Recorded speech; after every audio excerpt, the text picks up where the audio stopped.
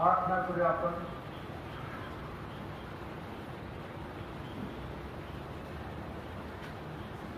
हे प्रभू, तुझा धावा करणाऱ्या तुझ्या लोकांच्या प्रार्थना तू दयेने स्वीकार असे आम्ही तुला भिवितो. आणि त्यांनी कोणती कर्तव्य करावे हे त्यांच्या लक्षात यावे, त्यांनी जाणावे आणि ती विश्वासूपणे सिद्धीस करता त्यास कृपावर सामर्थ्य लाभावे असे तू दयेने कर. येशू ख्रिस्त आमचा प्रभू याच्याद्वारे.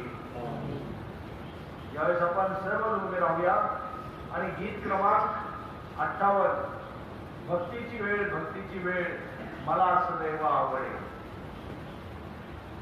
गीत क्रमांक 58.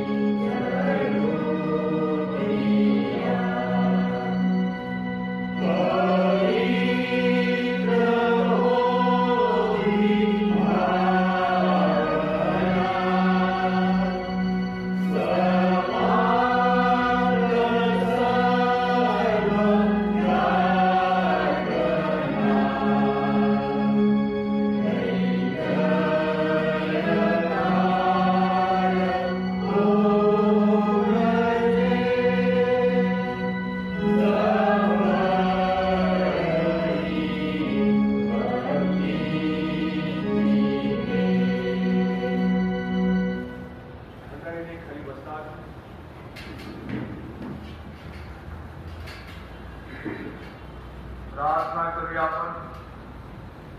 हे सर्वसमर्थ देवा, तुला सर्व अंतःकरणे उघडी व सर्व इच्छा माहीत आहे आणि तुझपासून काही गुप्त नाही. आम्ही पूर्णपणे तुझ्यावर प्रीती करावी व तुझ्या पवित्र नावाचा महिमा यथायोग्य वर्णावा म्हणून तू आपल्या पवित्र आत्म्याच्या प्रेरणेने आमच्या मनातील विचार शुद्ध कर. आमचा प्रभू ख्रिस्त याच्याद्वारे.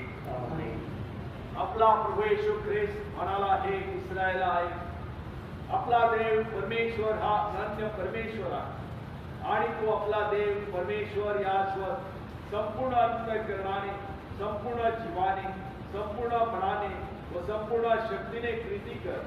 हीच पहिली व मोठी आज्ञा आहे. ईशासारखे दुसरे एक आहे की तू आपल्या शेजाऱ्यावर स्वतःसारखी प्रीती कर. याहून दुसरी कोणती आज्ञा मोठी नाही. या दोन आज्ञांवर सर्व नियम, शास्त्र व संदेशांचे ग्रंथ अवलंबून आहे. हे प्रभू आम्हावर दया कर आणि या तुझ्या सर्व आज्ञा आमच्या अंतःकरणात येईल असे आम्ही तुला विनवतो. प्रभू तू मास असो आणि आपण प्रार्थना करू.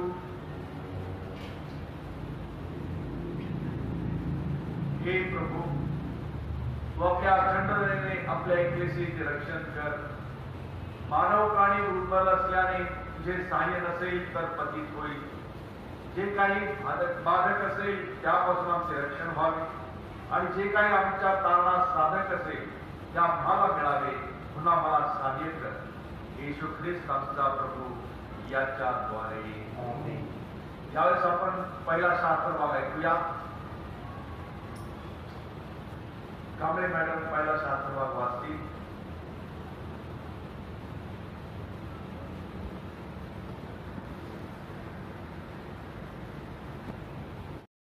नव्या करारामधून प्रकटीकरण याचे पुस्तक 19वा अध्याय आणि 1 ते 8 वचन आपण ऐकूया. स्वर्गात जयोत्सव व कोपऱ्याचे लग्न. यानंतर स्वर्गातील मोठ्या जनसमुदायाची जशी काय एक मोठी वाणी मी ऐकली, ती म्हणाली, हालेलुया, तारण, गौरव व सामर्थ्य ही आमच्या देवाची आहे, कारण त्याचे न्याय निर्माण सत्याचे व नीतीचे आहे. ज्या मोठ्या कलावतीने आपल्या 4 कर्माने पृथ्वी भ्रष्ट केली, तिचा न्याय निवाडा त्याने केला आहे आणि आपल्या दासाच्या रक्ताबद्दल तिचा सूड घेतला आहे. ते दुसऱ्यांदा म्हणाले, हालेलुया, तिचा धूर युगानुयुग वर चढत आहे. तेव्हा ते 24 वडील व ते 4 प्राणी उपडे पडून राजासनासमोर बसलेल्या देवाला नमन करताना म्हणाले, आमीन, हालेलुया. इतक्यात राजासनापासून वाणी झाली. ती म्हणाली, अहो आमच्या देवाची भीती बाळगणाऱ्या सर्व लहान थोर दासांनो, त्याचे स्तवन करा.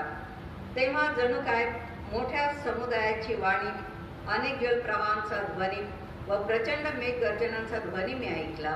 तो म्हणाला, हालेलुया, कारण सर्व समर्थ आमचा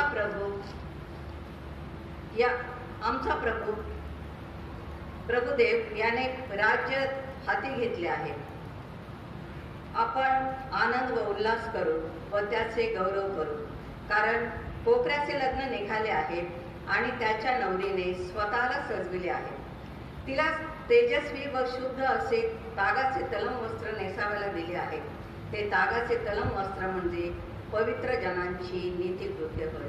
या ठिकाणी शास्त्रवचन समाप्त होते. परमेश्वर. गीत क्रमांक 542. गीत क्रमांक 542. पाण्याच्या ओघाकरता लुलुपे की हरिण.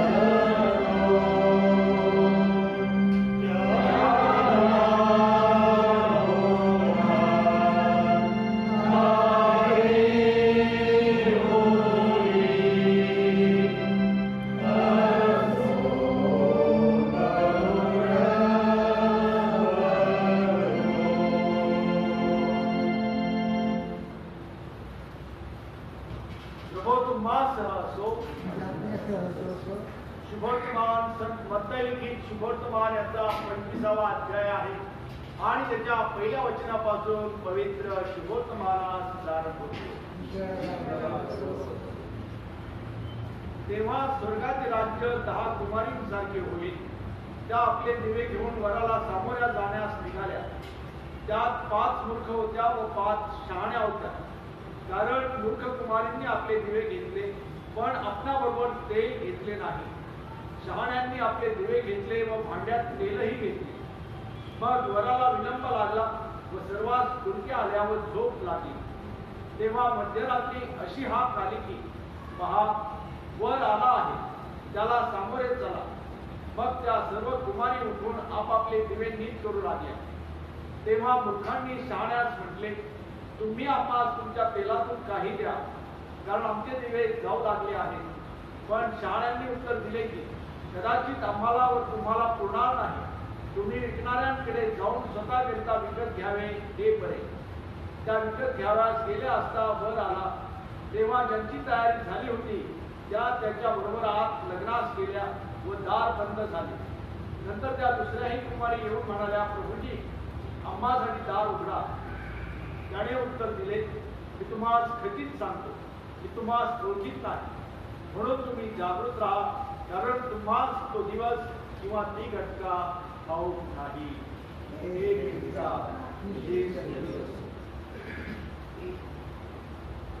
सर्व समर्थायक देव पिता, आकाश व पृथ्वी आणि सर्व दृश्य व अदृश्य वस्तू यांचा उत्पन्न करणारा त्याविषयी विश्वास करतो आणि एकच प्रभू येशू ख्रिस्त, जो देवाचा एकमेव पुत्र, जो सर्व युगापूर्वी आपल्या पित्यापासून जन्म झाला, देवापासून देव, प्रकाशापासून प्रकाश, खऱ्या देवापासून खरा देव, जो जनित आहे, कृत नाही, जो पित्याच्या तत्वाचा आहे, त्याच्याद्वारे ओळखले झाले, जो आम्हा मनुष्यासाठी व आमच्या प्राणासाठी स्वर्गातून उतरला आणि पवित्र आत्म्याच्या ठिकाणी तुम्हाला पर्यायापासून गेलेला आणि पवित्रतेला त्याच्या अधिकाराखाली आम्हासाठी त्याला खुशी दिली. ज्याने दुःखभूमीने त्याला पुरले, जो शास्त्रेकाप्रमाणे तिसऱ्या दिवशी पुन्हा उठला आणि स्वर्गात चढला आणि पित्याच्या उजवीकडे बसला आणि जो जिवंतांचा गेलेल्या ज्ञान करायला सर्वांनी निर्माण केला आहे, त्याच्या राज्याचा होणार नाही. त्याविषयी विश्वास मिळतो आणि पवित्र आत्मा जो प्रभू व जीवनदाता पिता व पुत्र यापासून निघतो आणि पिता व पुत्र यापासून ज्याची आराधना व गौरव होते, जो भविष्यवाण्यांवर बसते, त्याविषयी विश्वास मिळतो आणि एक पवित्र कॅथोलिक व ख्रिस्तीय एकतेविषयी विश्वास मिळतो. पापांच्या क्षमेसाठी एक बाप्तिस्मा आहे असे मी पत्करितो आणि गेलेल्यांचे पुनरुत्थान व परलोकीचे जीवन याची मी प्रतिष्ठा करितो. आमेन. मंडळी खाली बसतात.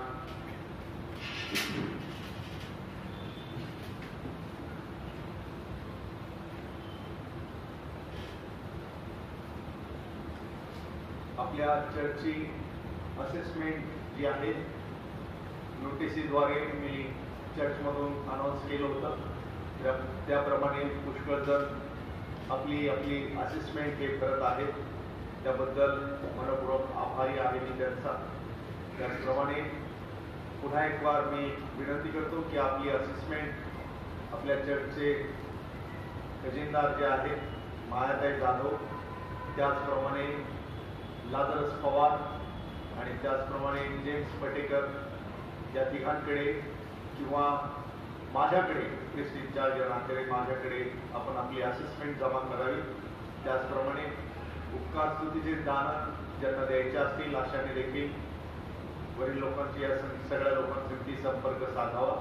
त्याची पावती देखील आपणास लगेच देण्यात येईल. यावेळेस मी आपल्यामध्ये पालखीबाई आहेत, त्यांना मी विनंती करतो की त्यांनी प्रभूच्या वचनातून आम्हास मार्गदर्शन करावं. प्रार्थना करू आपण.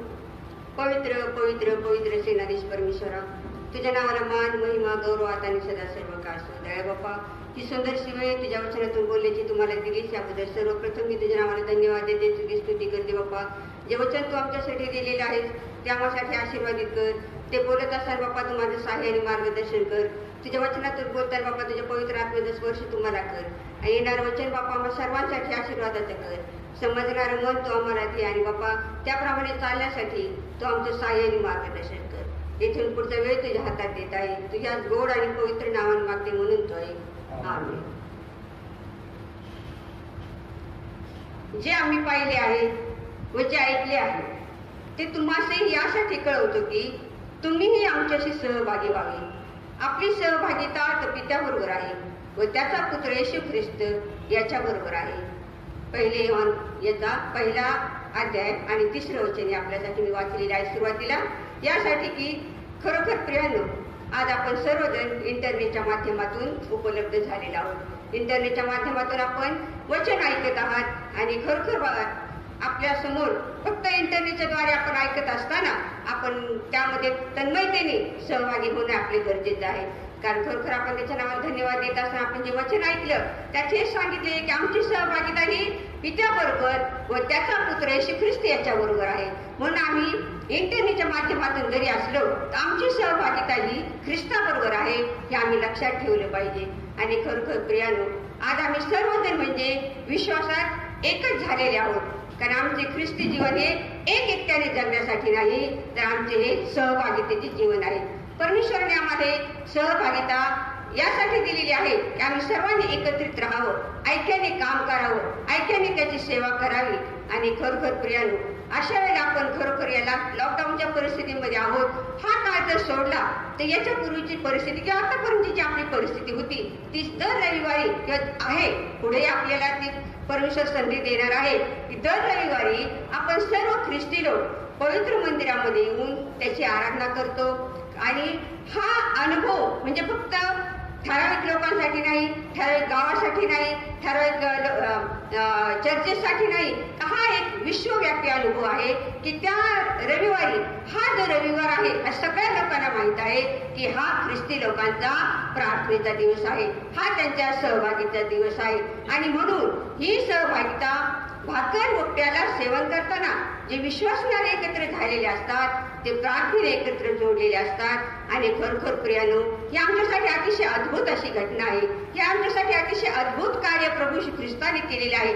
जी सहभागिता त्याने आमच्यासाठी दिलेली आहे, त्याद्वारे ज्यावेळेस आम्ही एकत्र येतो, ज्यावेळेस आम्ही त्याच्या वचनामध्ये राहतो, ज्यावेळेस आम्ही त्या प्रार्थनेद्वारे त्याच्याशी जोडले जातो, ही सहभागिता म्हणजे खरोखर प्रभू श्री ख्रिस्त आमच्यामध्ये असतो आणि त्याद्वारे आम्ही त्याच्या मार्गामध्ये चालण्याचा प्रयत्न करत असतो. आणि म्हणून आपण गीत किती सुंदर गातो नाही का, बंधूंचे मिळणे मधुर हे बंधूंचे मिळणे, जरी देव पाहिजे इथेच तरी तो भक्ता सापडणे. म्हणजे ज्यावेळेस आम्ही एकत्र येतो, ज्यावेळेस आमची सहभागिता असते, त्यावेळेस ख्रिस्ताला सुद्धा ते अतिशय आवडत असतं. आणि म्हणून प्रियानो, आपण यावेळेला आपलं शरीर सर्वजण एक शरीर होऊन त्याच्या वचनाकडे लक्ष लावूया. आणि खरोखर पवित्र शास्त्रात आपल्याला माहिती आहे की प्रभू येशू ख्रिस्ताच्या जीवनाशी निगडीत ज्या महत्वपूर्ण घटना आहेत त्या आपल्या सर्वांना माहीत आहेत.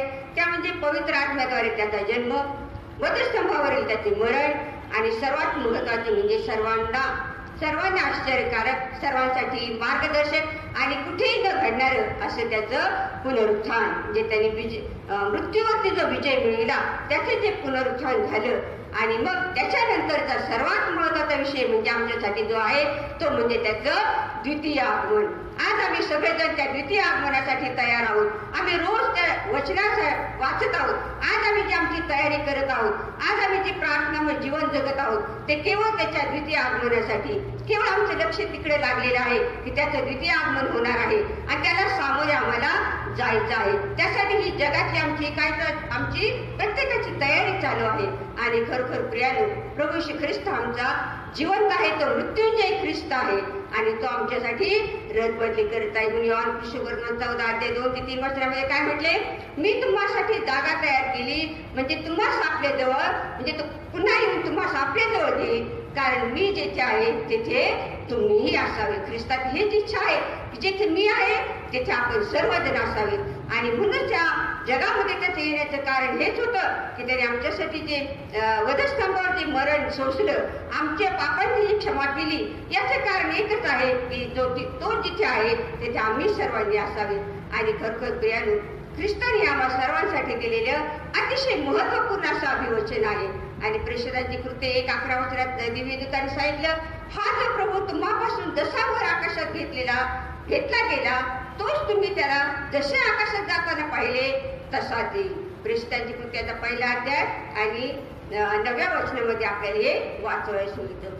आणि त्याचप्रमाणे आपण जर पाहिलं तर मत्ती सुवर्तमान 24 अध्याय 30 वचनमध्ये स्वतः येशू ख्रिस्ताने सांगितलं, मी मेघातून परत येईल असे स्वतः येशूने आम्हाला सांगितलेले आहे. आणि येशू ख्रिस्ताने स्वतः त्याच्या द्वितीय आगमनाबद्दल आम्हाला पवित्र शास्त्रामध्ये सांगितलेलं आहे, शिकवलेलं आहे, दाखल्याद्वारे तो बोललेला आहे.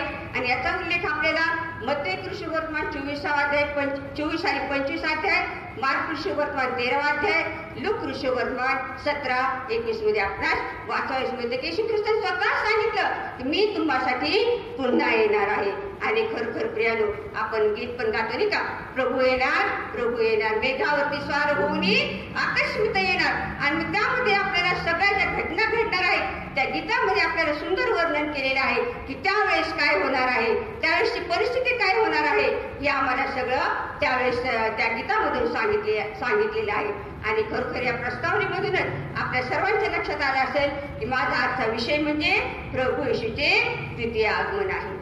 आणि याकरता आपल्या पुढे 2 वचन मी ठेवलेले आहेत. आपण 2 शास्त्र ऐकलेले आहेत, प्रगटीकरणाचा 19 अध्याय आणि मत्ती सुवर्तमानाचा 25 अध्याय आपण ऐकलेला आहे. त्यापैकी प्रगटीकरण 19 7 आणि 8 वचन आपण जर ऐकले असेल तर त्यामध्ये काय सांगितले, पुन्हा एकदा मी ते वचन वाचते. आपण आनंद उल्हास करू व त्याचा गौरव करू, कारण कोकराचे लग्न निघाले आहे आणि त्याच्या नवरीने स्वतःला सजविले आहे. तिला तेजस्वी व शुद्ध असे तागाचे तलम वस्त्र नेसायला दिले आहे. ते तागाचे तलम वस्त्र म्हणजे पवित्र जनांची नीतिकृत्य आहे. आणि दुसरं वचन म्हणजे मत्ती सुवर्तमान 25 अध्याय 15 वचन, म्हणून तुम्ही जागृत राहा, कारण तुम्हाला तो दिवस व ती घटका ठाऊक नाही. खरोखर प्रियानो, या वचनामध्ये आपण विचार करत असताना आपण पाहतो की प्रगटीकरणाचं पुस्तक म्हणजे अतिशय रहस्यमय पुस्तक. आम्हाला त्याची भीती वाटते, पण बहुतेक आपण त्या पुस्तकाचा जास्त भीती करून घेतलेली आहे. कारण आम्हाला भीती वाटते की त्याच्यात येण्याचा काळ त्यावेळेस आम्ही तयार असू का, म्हणून आम्ही स्वतःच त्या पुस्तकाला घाबरतो, आम्ही ते वचन वाचायला घाबरतो. कारण सत्य आम्हाला लवकर आवडत नाही का, सत्य आम्हाला लवकर पचत नाही, सत्य आम्हाला लवकर प्रगट केलं आम्हाला समजत नाही, पण आम्ही समजून न समजल्यासारखं करतो. पण हे प्रगटीकरणाचं पुस्तक म्हणजे आमच्यासाठी अतिशय सुंदर पुस्तक आहे, ज्यामध्ये आम्हाला आमची जी तयारी चालू आहे, ज्यासाठी आम्ही आमचे जीवन जगत आहोत, त्याचं मार्गदर्शन करणारं असं पुस्तक म्हणजे हे प्रगटीकरणाचं पुस्तक. आणि या पुस्तकामध्ये आपल्याला माहित आहे की यामध्ये दृष्टांत वर्णन केलेले आहे. अतिशय गहन आणि रहस्यमय असे पुस्तक आहे. पुस्तकामध्ये दिलेले आहे आणि यामध्ये शेवटच्या काळाची चिन्हे विशेष प्रकारे दाखवलेली आहेत. तसेच प्रभू येशूचे येणे लवकरच होईल ही आशा त्यामध्ये आपल्याला प्रगट केलेली दिसून येते. म्हणजे या पुस्तकामध्ये आपण पाहतो की शेवटचा काळ, प्रभू येशूचे येणं आणि यासाठी विशेष आशा प्रगट केलेली आहे. त्याची भविष्यवाणी, त्या भविष्याची जाण घेऊन आम्ही कसं जगावं आणि वाईटाचा शेवट कसा होणार, निवडलेल्या लोकांसाठी नवे शहर कसे स्थापन होणार, हे सांगणारे पुस्तक म्हणजे हे प्रगटीकरण होय. यात आपल्याला माहिती की योनाला झाले दृष्टांत, भविष्यवाण्या, सैतानाला बांधणे, ख्रिस्ताचे पुतळ्यावर 1000 वर्षाचे राज्य, नवे आकाश, नवी पृथ्वी, अशा अनेक गोष्टींचा समावेश केलेले पुस्तक हे प्रगटीकरणाचं आहे. अशा प्रकारे पुस्तकाचा अभ्यास करताना पहिल्याच अध्यायामध्ये 3रे वचन जर आपण पाहिलं ते अतिशय प्रेरणादायी वचन असं आम्हाला काय सांगत आहे, या संदेशाचे शब्द वाचून दाखवणारा, ते ऐकणारे व त्यात लिहिलेल्या गोष्टी पाळणारे ते धन्य, कारण समय जवळ आला आहे. म्हणजे तिथे आपल्याला जागृत राहून आम्ही इतरांना जागृत करणे गरजेचे आहे, याचा आम्हाला बोध केलेला दिसत आहे. आणि खरोखर प्रियानो, आपण आपल्याला सगळ्यांना धन्य समजूया की आपण आज हे वचन ऐकत आहोत, आपण वाचत आहोत. आणि सर्वात महत्वाचं म्हणजे ते पाळणारे आपण जर झालो तर आपण सर्व धन्य आपल्याला आपण समजूया. आणि खरोखर प्रियानो, आज आपण पाहतो की वर्षानुवर्षे शेवटच्या काळाची चिन्हे आम्ही पाहत आहोत, संदेश ऐकत आहोत.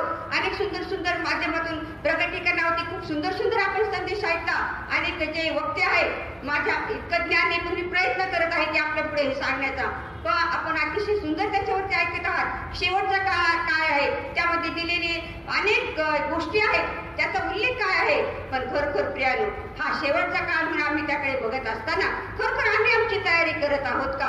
फक्त आम्हाला ते जाणून घ्यायची इच्छा आहे आणि फक्त जाणून घेणं गरजेचं नाही, तर त्याप्रमाणे आम्ही कार्य करणं गरजेचं आहे, त्याप्रमाणे आम्ही कृतीत उतरणं गरजेचं आहे. आणि खरोखर प्रियानो, आम्ही आमची तयारी त्याप्रमाणे करत आहोत का? हा आत्मपरीक्षणासाठी आमचा विषय आहे. खरोखर आम्ही विचार केला पाहिजे. आपल्या मला वाटतं पहिल्या तिमोथीमध्ये सांगितले की वाढवडील निजल्यापासून आम्ही ऐकत आहोत. म्हणजे ते लोक सुद्धा म्हणत होते की वाढवडील निजल्यापासून आम्ही ऐकत आहोत, ख्रिस्त येणार आहे, ख्रिस्त येणार आहे. म्हणजे त्या लोकांसारखंच आम्ही आज आहोत का? आम्ही आज म्हणतो की आम्ही कितीतरी वर्षापासून ऐकत आहोत. कितीतरी लोक म्हणतात, हे म्हणतात ख्रिस्त येणार आहे, कधी येणार आहे, खोटे संदेश, ते पुष्कळ गोष्टी आहेत त्यामध्ये. आणि खरोखर प्रियानो, पण आमचे अंतःकरण जसे आहे तसेच आहे. आपण काय म्हणतो, अंतःकरण हे बहुघट्ट पहा, नाही का? आणि खरोखर प्रियानो, हे अंतःकरण म्हणजे खरं बहुघट्ट पहा, तुझविले कैसे फुटे. ख्रिस्ताशिवाय आमचं अंतःकरण हे फुटणारच नाही, ख्रिस्ताशिवाय आमच्या अंतःकरणाला पाझर फुटणारच नाही. आणि खरोखर प्रियानो, या प्रगटीकरणाचा अर्थही समजणे शक्य नाही. योहानाला हे प्रगटीकरण झालं, यावर योहान हा ख्रिस्ताच्या किती जवळचा होता, नाही का? योहान ख्रिस्ताचे एवढे शिष्य होते, तरी पण योहानालाच प्रगटीकरण झालं, कारण योहान ख्रिस्ताचा इतका जवळ होता. शेवटच्या वधस्तंभाच्या वेळेस सुद्धा योहान त्याच्या जवळ होता ना. योहान हा ख्रिस्ताचा आवडता शिष्य म्हणून सांगितलेला आहे. आणि खरोखर प्रियानो, आपण पाहतो आता ख्रिस्ताने स्वतःच्या आईची सुद्धा व्यवस्था आपल्या शिष्यावर सोपवलेली आहे. म्हणजे योहान हा किती ख्रिस्ताच्या सानिध्यात होता आणि म्हणूनच योहानाने प्रगटीकरण झालेलं आहे. म्हणून प्रियानो, आम्हाला आमचे अंतःकरण जे घट्ट झालेलं आहे, आणि आमच्या बाहेरच्या जगामध्ये आमच्या अंतःकरणात जो घट्टपणा आलेला आहे, तो आम्हाला तोडून फोडून टाकायचा आहे. आणि परमेश्वरला आवडणारं जीवन असं आम्ही तयार करणं आज गरजेचं आहे. आज वचनाकडे आपण लक्ष केंद्रित करताना आपण पाहूया की सुरुवातीस आपण 1 ते 3 वचन जे वाचलं, त्यामध्ये काय सांगितले, स्वर्गात चाललेल्या जयोत्सवाचे वर्णन आहे, नाही का? आपण ऐकलं, हालेलुया, जयोत्सव चाललेला तिथं आपल्याला दिसून येत आहे. आणि हा हालेलुयाचा जो जयोत्सव आहे, तो म्हणजे स्वर्गीय वैभवी समूह गीताचे वर्णन आहे. समूह गीत, ज्यावेळेस आपण एखादं समूह गीत ऐकतो, एखादं क्वायरचं गीत असतं, आपण ऐकतो, आम्ही किती प्रभावित होतो, नाही का? आम्हाला किती आवडतं. आम्ही किती एका सुरात, एका तालात गाण्यात ज्यावेळेस आम्ही ऐकतो, आम्ही खूप प्रभावित होतो. हेच चित्र आम्हाला स्वर्गामध्ये दिसत आहे. हेच वैभवी गुणगान स्वर्गामध्ये चाललेलं आहे. आणि याचा अर्थ आपण तिथं पुढे वचनामध्ये तिथं पाहिलेले, याचा अर्थ म्हणजे वाईटावर चांगल्याचा कायमचा विजय झालेला आहे. वाईटावर चांगल्याचा कायमचा विजय झालेला आहे. देवाचा सैतानावर विजय झालेला आहे. प्रथम पुरुष आदामाचे पतन झालेले आहे. त्या क्षणापासूनच देवाच्या राजसनाच्या जवळ चौफेर असणारे देवदूत अंतिम दिवसाची वाट पाहत आहेत. तेथे देवाची स्तुती करण्यासाठी तारण, गौरव, सामर्थ्य या शब्दाचा वापर केला आहे. याचा अर्थ म्हणजे सुटका. सुटका म्हणजे पापापासून सुटका. देवाचे नैतिक गौरव व न्याय करण्याने प्रगट झालेले त्याचे सामर्थ्य या वचनामधून आपल्याला सूचित होत आहे. खरोखर प्रियानो, आपल्या मनाकरता जो विषय घेतलेला आहे त्याकडे आपण लक्ष केंद्रित केलेलेच आहे. पण त्यामध्ये आपण जे वचन वाचलं, त्यामध्ये काय सांगितले, आपण आनंद उल्हास करू. पुढच्या वचनात सांगितले की आपण आनंद उल्हास करू व त्याचे गौरव करू, कारण पोकळ्याचे लग्न निघालेले आहे. आपल्याला आज सगळ्यांना आनंदी वातावरण खूप आवडतं, नाही का? आनंदमय जीवन जगण्यासाठी आज आपण खूप धडपडत आहोत. दुःख आम्हाला कोणाला नको असतं. कोरोनामुळे झालेलं दुःख आम्ही कितीतरी चिडचिड करतो, नाही का? काय हा कोरोना चाललाय, कधी हा संपत. कारण आमचे जे प्रसंगावरती किंवा खूप याच्यावरती आम्हाला मात करावी लागत आहे, नाही का? जे आनंदी जीवन आम्ही इकडं तिकडं जातो, त्याच्यावर सगळं बंधन आलेलं आहे. मग आम्हाला काय पाहिजे? आम्हाला आनंदी जीवन. आम्ही अजूनही आम्हाला समजत नाही की खरा आनंद कशात आहे, नाही का? जगायचं कसं हेच आम्हाला समजत नाही. कवी पाडगावकर म्हणतात की आपल्याला सगळेला आहे का भरलेला आहे हेच आम्हाला समजत नाही, मग आम्ही जगायचं कसं नाही का. तर खरोखर प्रियानो आमचा खरा आनंद कशात आहे हेच आम्हाला समजत नाही. आम्ही 803चीच वाट पाहत आहोत. पण फिलिपे 4 मध्ये काय म्हटले, प्रभू मध्ये आनंद करा. मत्ती मध्ये म्हटले आनंद करा, उल्हास करा, कारण स्वर्गात तुमचे प्रतिफळ मोठे आहोत. खरोखर प्रियानो आज आपण जगात पाहतो की अनेक आनंदाचे प्रसंग साजरे केले जातात. वाढदिवस आहे, लहान सहान सगळ्या प्रसंगात. पूर्वी फार थोडे क्वचित ठिकाणी वाढदिवस पाळायचे, क्वचित ठिकाणी काहीतरी कार्यक्रम असायचे. आज आपण पाहतो की आधी गरीबापासून तर श्रीमंतापर्यंत प्रत्येक जण वाढदिवस हा खूप आनंदाने पाळतात नाही का. अगदी म्हणजे प्रत्येकाला आनंद हा खूप आवडतो. त्यानंतर दुसरा जर पाहिलं तर आपण लग्न सोहळा पाहतो नाही का. कशात नाही पण लग्न सोहळ्यामध्ये आपण भरपूर खर्च करतो, भरपूर येतो. आज लॉकडाऊन आहे तर मास्क लावून सुद्धा लग्न झालेले. आता तर काय थोडस रिलॅक्स झालं आपण, थोडस आपल्याला सुटका मिळेल, थोडस सैल केले वातावरण. पण ज्यावेळेस नुकतंच ज्यावेळेस लॉकडाऊन झालं होतं त्यावेळेस आपण टीव्हीवर पाहिलं असेल कित्येक लग्न हे अक्षरशः नवरा नवरीने सुद्धा मास्क घालून लग्न लावले केलेले आहेत. याचा अर्थ सांगायचं म्हणजे माझा अर्थ एवढाच आहे की लग्न सोहळा हा अतिशय आवडीचा विषय आहे. आणि इथं आपल्याला प्रगटीकरणात या वचनामध्ये सुद्धा आपण हा लग्न सोहळा पाहत आहोत. आणि खरोखर प्रियानो हा लग्न सोहळा पाहत असताना आपण यामध्ये पाहत आहोत की हा लग्न सोहळा काय आहे नाही का. तर लग्न सोहळ्याचे आपल्याला माहिती की पूर्वीपासूनच ख्रिस्तानेच हा पहिला विधी स्थापन केलेला आहे. आदाम आणि हव्याचं लग्न स्थापन, आणि हा एक करार आहे नाही का. लग्नविधी म्हणजे हा करार आहे. आणि या आपण पाहतो की पवित्र शास्त्रामध्ये अनेक लग्नाचे प्रसंगाचे उदाहरण स्वतः येशू ख्रिस्ताने दिलेले आहेत. त्यांचा दाखल्याचा उल्लेख आपण पाहतो. लग्न सोहळ्याची प्रथा ही पूर्वीपासूनच होती. 10 कमरेचा दाखला आताच आपण वाचले. त्यामध्ये काय म्हटले, त्या वयाला सामोऱ्या जाण्यास निघाल्या. तसेच मत्ती कृष्णवर्तमान 22:1-4 वचनात पाहिलं तर स्वतः येशू ख्रिस्ताने राजाच्या पुत्राच्या लग्नाचा दाखला सांगितलेला आहे. कानागावी झालेला लग्न सोहळा आपल्याला माहित आहे. अशाच प्रकारच्या लग्न सोहळ्याचे वर्णन आता आपण वाचलेलं आहे, ऐकलेलं आहे. तिथे म्हटले आहे की कोपऱ्याचे लग्न. आणि खरोखर प्रियानो असं म्हणतात की येशू ख्रिस्ताचा हा आवडता विषय होता आणि म्हणून त्याने अनेक दाखल्यातून आपल्याला हे मार्गदर्शन केलेले आहे. आणि मग हा कोपऱ्याचे लग्न काय आहे हे आपण इथं बघूया. तर आपल्याला माहिती लग्नविधी म्हणजे सर्वात महत्वाचे 2 पात्र, वधू आणि वर.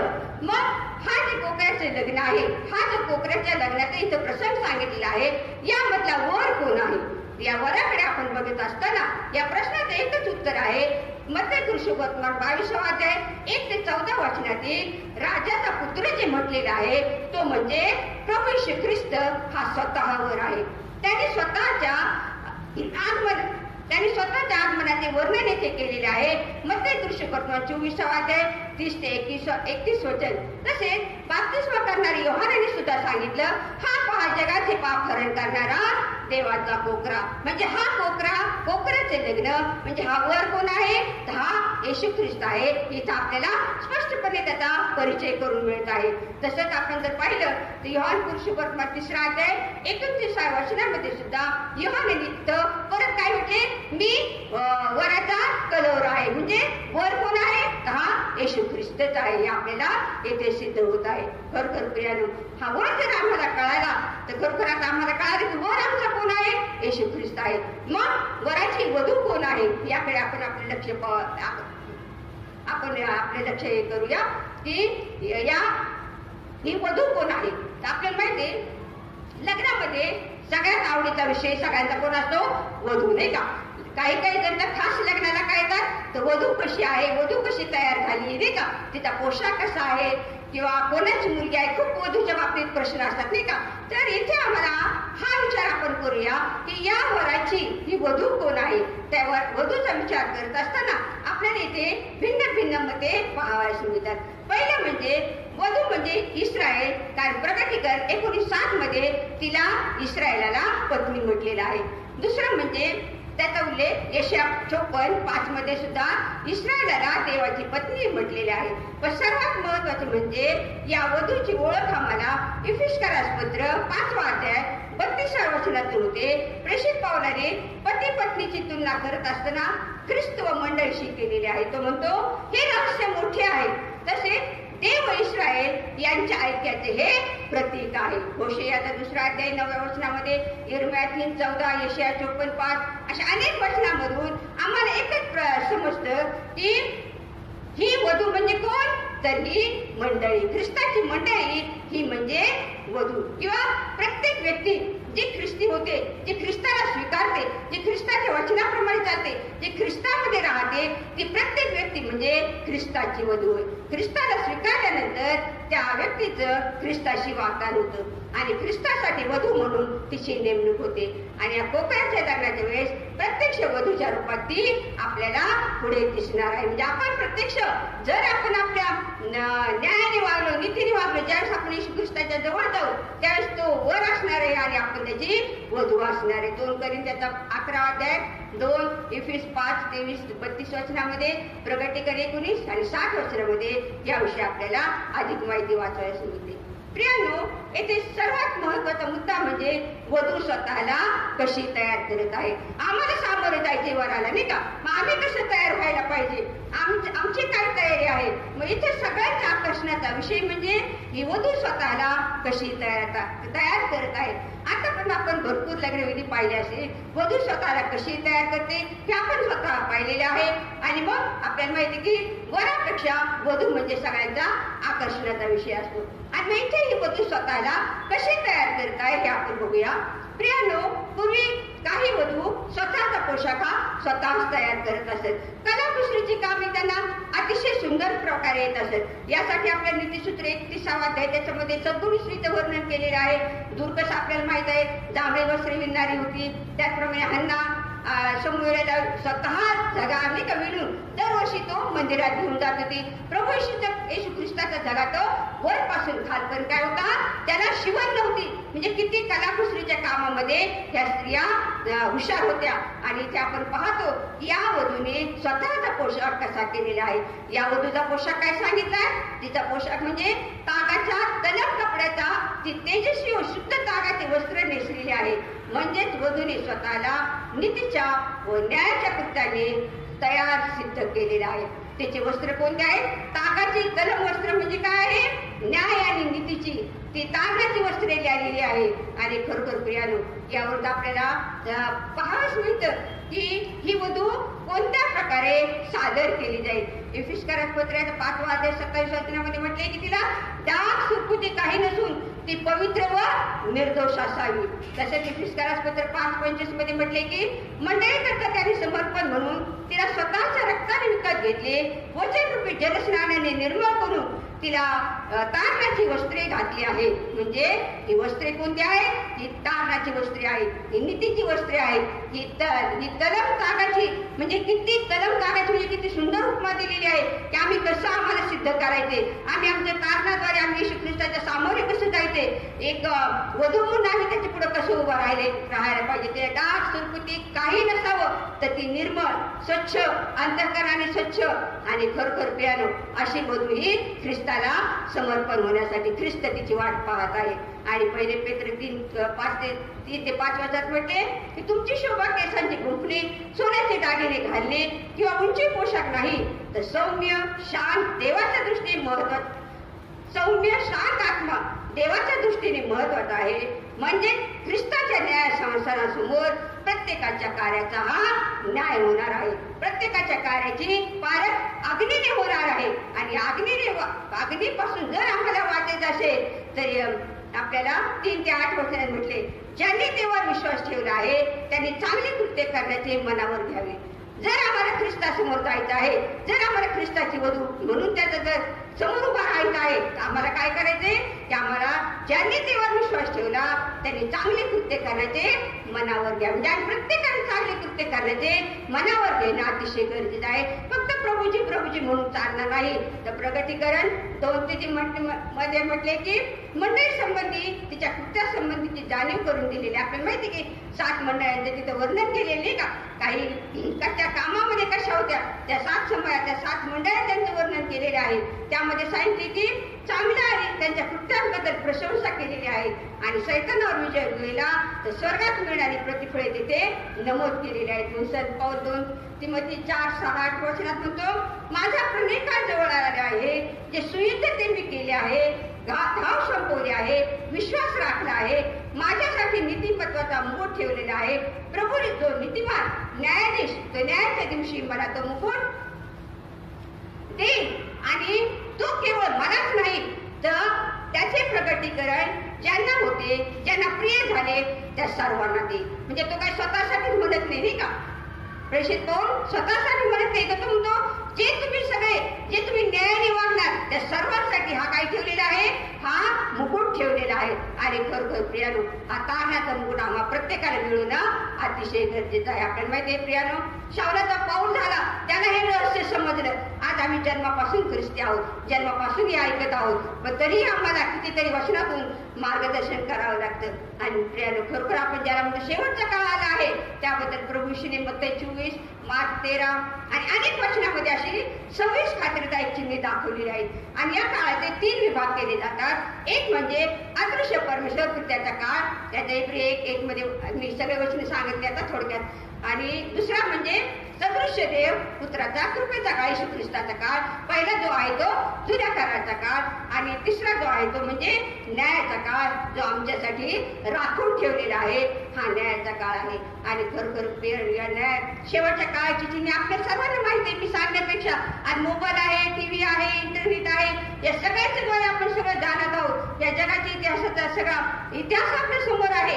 अनेक संकट आहेत, युद्ध आहे, दुष्काळ आहे, व्यसनाधीन झालेले लोक आहेत, अनेक गोष्टी आपल्याला पूर्वी होत्या आणि आजही त्याच आहेत. जुन्या काळामध्ये सुद्धा आपण पाहतो की ज्या संकट आले, जे प्रसंग आले, आजही आमच्यावरती संकट आहेत, आजही आमच्यावरती आजार आहेत आणि हे काळाची लक्षणे ही चालूच आहे.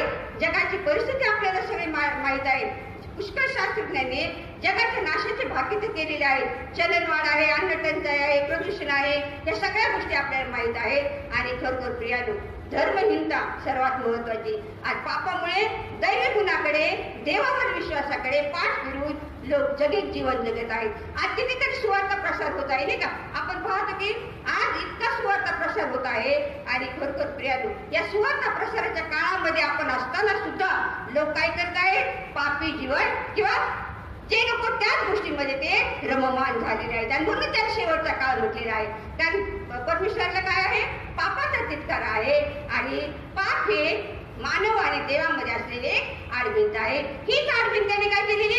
वधस्तंभावरती जाऊन तो पडदा आपल्यासाठी फाडला. आणि खरोखर प्रियानो, पण तरी आज आपलं काय आहे? त्याच्याकडं दुर्लक्ष होत आहे. आजही आपण वचन आपण ऐकतो, वाचतो, सगळ्या गोष्टी करतो, पण खरोखर प्रियानो, आम्हासाठी ह्या गोष्टीच्या गरजेच्या आहेत, त्या आम्ही मान्य करणं गरजेचं आहे. ते वचनाप्रमाणे चालणं गरजेचं आहे. नीतीची, त्यागाची वस्त्रे काय आहेत, ते तारणाची वस्त्रे काय आहेत, खरी वधू काय आहे, हे आम्हाला समजणं गरजेचं आहे. आम्हाला माहिती आहे वर आमचा येशू ख्रिस्तच आहे, मग त्याला आम्हाला सामोरे जाण्यासाठी आम्ही आमची तयारी काय केली पाहिजे. आणि खरोखर प्रियानो, हे सगळे लक्षणे आज आम्हाला दिसत आहेत. या सगळ्या लक्षणामधून आम्ही जाणत आहोत. आणि खरोखर आम्हाला मत्ती 24:33 मध्ये म्हटले की तुम्ही ह्या सर्व गोष्टी पाहाल तेव्हा तो समय तो जवळ दाराशीच आहे असे समजा नाही का? तो दाराशीच आहे. आज आपण काय म्हणतो? शेवटचा काळ आहे, मग येशू ख्रिस्त कुठे आहे? तो दाराशीच आहे. मग आम्हाला पुढचं वचन मार्गदर्शन करतं प्रगटीकरणातलं.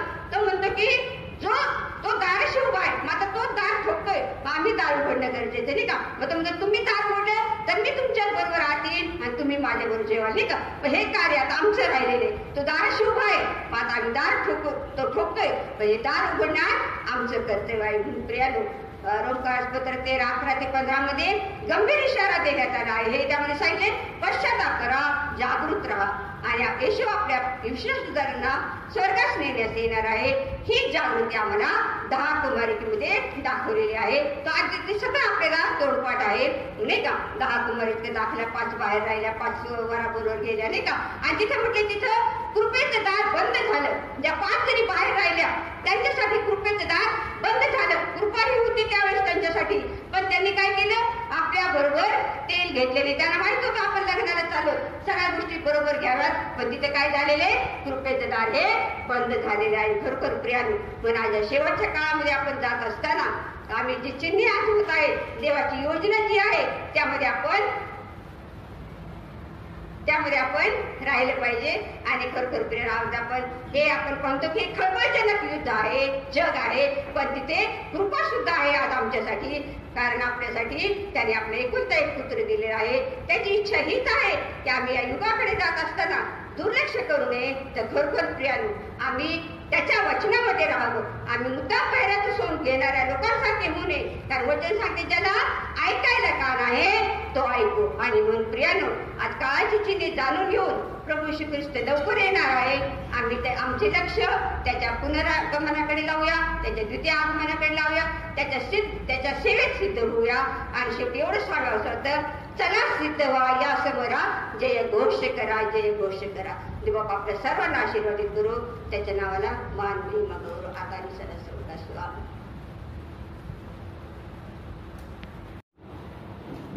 प्रार्थना करूया आपण. पवित्र पवित्र पवित्र सेनाधीश गौरवी श्रीमंत प्रभू येशू ख्रिस्ता, आज विशेष करून या प्रभुवारी प्रिय प्रभू तो सुंदरसा संदेश आम्ही ऐकलेला आहे. बापा परमेश्वर त्याबद्दल तुला आम्ही धन्यवाद देत आहोत. बापा परमेश्वर आम्ही प्रार्थना करतो कोरोनामुळे प्रिय प्रभू जे आमचे बंधू भगिनी आमचे आप्तजन दवाखान्यामध्ये ऍडमिट आहेत, अशा सर्वांसाठी आम्ही प्रार्थना करतो. प्रिय प्रभू तुझ्या पवित्र हाताच्या स्पर्शाने त्यांना तू स्पर्श कर. लागणारी शक्ती सामर्थ्य प्रिय प्रभू तुझ्या दयेने तुझ्या कृपेने तू त्यांना दे. अशक्तपणापासून त्यांना प्रिय प्रभू तू दूर कर. आणि विशेष करून बापांशा या सर्व आजारापासून प्रिय प्रभू त्यांना सामर्थ्य प्राप्त होऊ दे अशी नम्रतेची प्रार्थना आम्ही तुझ्या चरणाजवळ करत आहोत. आतापर्यंत प्रिय प्रभू ज्या प्रार्थना आमच्या प्रियजनांसाठी दवाखान्यामध्ये ऍडमिट असताना आम्ही करत आहोत, त्या प्रार्थनेचं उत्तर प्रिय प्रभू तू आम्हाला देत आहेस, दिलेला आहेस. याबद्दल देखील आम्ही तुझे मनापासून आभार मानला. प्रिय प्रभू प्रार्थना करतो, विनंती करतो आमच्या मंडळीसाठी. आमच्या मंडळीतील प्रत्येक सभासदाला तुझ्या सानिध्यात तुझ्या पवित्रतेमध्ये ठेव. प्रिय प्रभू तुझ्या सानिध्यात राहत असताना वचनांप्रमाणे आचरण त्यांचं असावं आणि तुला आवडणाऱ्या गोष्टी त्यांच्या कृतीतून व्हाव्यात म्हणून प्रार्थनामय जीवनामध्ये त्यांची तू वाढ कर. रोजचा दिवस त्यांचा तुझ्या आशीर्वादाने भर. त्यांच्या सर्व कौटुंबिक समस्या ज्या असतील त्या सोडवण्यासाठी तू त्यांचा मार्गदर्शक हो. बापा मनुष्या प्रार्थना करतो या संपूर्ण जगामध्ये कोरोनामुळे प्रिय प्रभू जे दुःख पसरलेलं आहे, जी महामारी आहे प्रिय प्रभू, त्यापासून सर्व मानवाची तू सोडवणूक कर. आणि हा रोग प्रिय प्रभू या जगातून तू नाहीसा कर अशी नम्रतेची प्रार्थना आणि विनंती तुला करतो. हे प्रभू तू आमची प्रार्थना आहे. त्यावेळेस आपण सर्वजण उभे राहूया आणि गीत क्रमांक 389 या हो या जय जयकार कराया माझ्या ख्रिस्ताचा 389.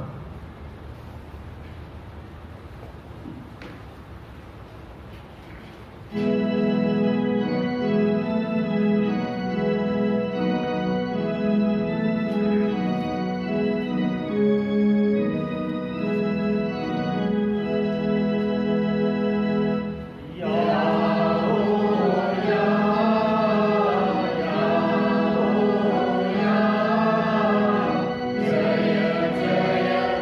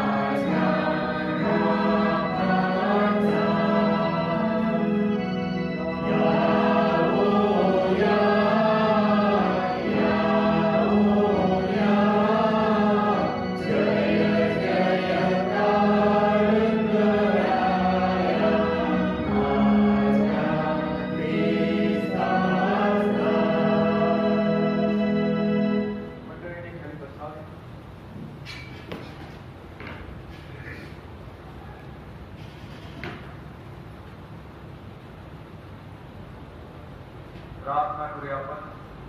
हे देवा, तुझ्या अबाधित संकल्पनाप्रमाणे स्वर्गातील व पृथ्वीवरील सर्व गोष्टी नियोजित केल्या जातात. सर्व उपद्रवांपासून आम्हाला दूर दे. जे हितकारक आहे ते आम्हाला तू दे. अशी नम्रतेची प्रार्थना तुझ्या चरणाजवळ आम्ही करीत आहोत. येशू ख्रिस्त आमचा प्रभू याच्याद्वारे आपण सर्वजण मिळून प्रभूने शिकवलेली प्रार्थना म्हणूया. हे आमच्या स्वर्गातील बाबा, तुझे नाव पवित्र मानले जाओ. तुझे राज्य येवो. जसे स्वर्गात तसे पृथ्वीवर. तुझ्या इच्छेप्रमाणे आमची रोजची भाकर आता आम्हाला दे. आणि आम्ही आपल्या अपराधांची क्षमा करीतो, जशी तू आमच्या अपराधांची क्षमा कर. आणि आम्हास परीक्षेत आणू नकोस, तर आम्हास वाईटापासून सोड. कारण की राज्य, सामर्थ्य आणि गौरव ही सर्व काळ तुझीच आहे. सर्व बुद्धे सामर्थ्याच्या पलीकडे असलेले देवाने दिलेले शांती तुमच्या अंतःकरणे व मने देवाच्या आणि त्याचा पुत्र येशू ख्रिस्त आमचा प्रभू याच्या ज्ञानात व प्रीतीत राखो. आणि सर्व समर्थ देव, पिता, पुत्र आणि पवित्र आत्मा याचा आशीर्वाद आता आणि सदा सर्वदा तुम्हा सहरा